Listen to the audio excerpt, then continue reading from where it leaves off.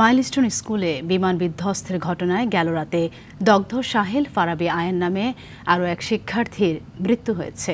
এ নিয়ে মোট মৃতের সংখ্যা দাঁড়ালো ৩৪ জনে। জাতীয় বার্ন ইনস্টিটিউট সহ বিভিন্ন হাসপাতালে মোট ৪৫ জন রোগী ভর্তি রয়েছে। এর আগে আরও ২ জন সুস্থ হয়ে বাড়ি ফিরেন। এ নিয়ে ৪ জন হাসপাতাল থেকে বাসায় ফিরল। এখনও সংকটাপন্ন অবস্থা আইসিইউতে রয়েছে ৩ জন।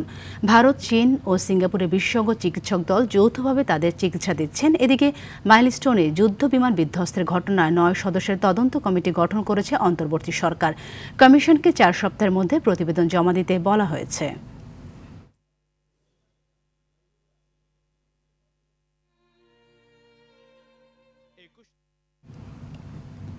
দর্শক, এ বিষয়ে বিস্তারিত জানাতে রাজধানীর জাতীয় বার্ন অ্যান্ড প্লাস্টিক সার্জারি ইনস্টিটিউটে রয়েছেন আমাদের সহকর্মী এআর বাদল। তার সাথে যুক্ত হচ্ছি আমরা। বাদল, জানাবেন যারা ভর্তি রয়েছেন তাদের সর্বশেষ অবস্থা কেমন দেখতে পাচ্ছেন, চিকিৎসকরা কি বলছেন, আর এর পাশাপাশি বলবেন হাসপাতালের সার্বিক ব্যবস্থাপনা কেমন দেখতে পাচ্ছেন?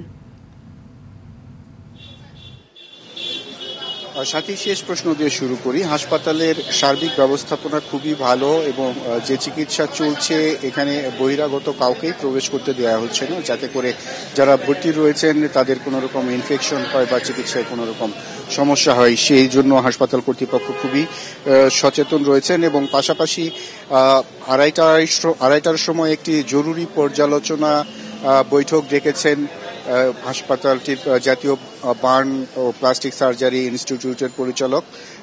তার নেতৃত্বে একটি জরুরি পর্যালোচনা ও মূল্যায়ন সভা অনুষ্ঠিত হবে। সেখানে সবগুলো ইউনিটের প্রধান এবং সহকারী রেজিস্ট্রার সহ প্রতিটি ইউনিট থেকে একজন করে উপস্থিত থাকতে বলা হয়েছে। এটি ২:৩০টার সময় শুরু হওয়ার কথা রয়েছে। তারপরেই হয়তো ব্রিফিং করবেন এবং রোগী যারা ভর্তি রয়েছে তাদের কি সর্বশেষ অবস্থা সেটি আমাদেরকে জানিয়ে দিবেন। তো আমরা এখন পর্যন্ত যেটি জানতে পেরেছি যে যারা ভর্তি রয়েছেন তাদের অবস্থা স্থিতিশীল রয়েছে এবং এখানে যারা আইসিইউতে যারা রয়েছে তাদের অবস্থা এখন পর্যন্ত অপরিবর্তিত রয়েছে, এরকমটি আমরা জানতে পেরেছি। এবং মরদেহের যে সংখ্যা বলা হচ্ছে ৩৪টি এবং গতকাল বলা হয়েছিল ৩৫টি, এই সংখ্যা নিয়ে একটি বিভ্রান্ত তৈরি হয়েছে, যেটি স্বাস্থ্য মন্ত্রণালয় থেকে জানিয়েছে যে এই ময়নাতদন্তের জন্য যে ছিন্ন বিচ্ছিন্ন যে বডি ছিল 5টি ব্যাগে আলাদা আলাদা, প্রতিটিকেই একটি করে মরদেহ হিসেবে গণনা করা হয়েছিল, যে কারণে সেগুলোকে 5টি মরদেহ বলা হয়েছিল। কিন্তু ফরেনসিক করার পরে দেখা গেছে যে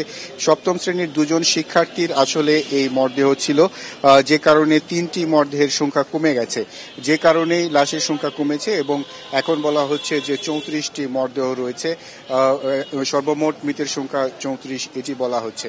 আর ধারণা করা হচ্ছে যে 2 জন শিক্ষার্থীর দেহ ছিন্ন বিচ্ছিন্ন হয়ে গিয়েছে এবং বডি পার্টগুলোকে ব্যাগে ভরে ফরেনসিক করার জন্য নিয়ে আসা হয়েছিল, তাদের উপরে আসলে বিমানটি আছড়ে পড়েছিল এমনটি ধারণা করা হচ্ছে। তো এই ২:৩০টায় যে ব্রিফিং হবে, এই ব্রিফিং এর পরে রোগীদের যারা চিকিৎসা নিচ্ছেন তাদের সার্বিক অবস্থা আমরা পরবর্তী সংবাদে আরো জানিয়ে দিতে পারবো। সাথী, ধন্যবাদ আপনাকে।